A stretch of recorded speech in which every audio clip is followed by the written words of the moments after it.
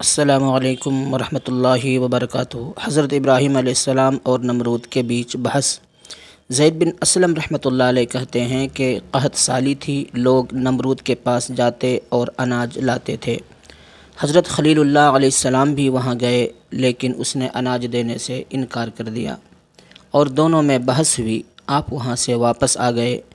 جب گھر کے پاس پہنچے تو پاس آ کر انہوں نے دونوں بوریوں میں ریت بھر دی تاکہ پریوار والوں کو لگے کہ وہ کچھ لے کر آئے ہیں۔ گھر آتے ہی اس نے بوریاں رکھ دیں اور سو گئے۔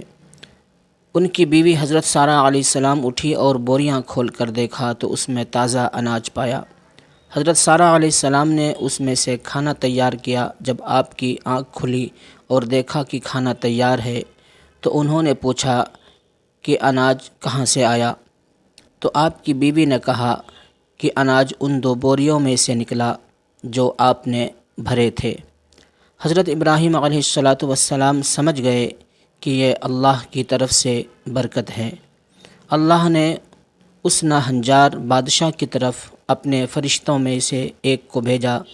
فرشتے نے آ کر نمرود کو توحید کی دعوت دی، لیکن اس نے اسے سویکار نہیں کیا بلکہ انکار کر دیا۔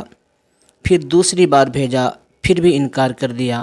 جب تیسری بار بھیجا، اس بار بھی انکار کر دیا تو فرشتے نے کہا، ٹھیک ہے، تم اپنی سینا تیار کرو، میں اپنی سینا کے ساتھ آؤں گا۔ نمرود نے بڑا بھاری سینا تیار کیا اور زبردست فوج لے کر سورج نکلنے کے سمے میدان میں آ ڈٹا۔ ادھر اللہ تعالیٰ نے مچھروں کا دروازہ کھول دیا۔ بڑے بڑے مچھر اتنی کثرت سے آئے کہ لوگوں کو سورج بھی نہیں دکھائی دینے لگا۔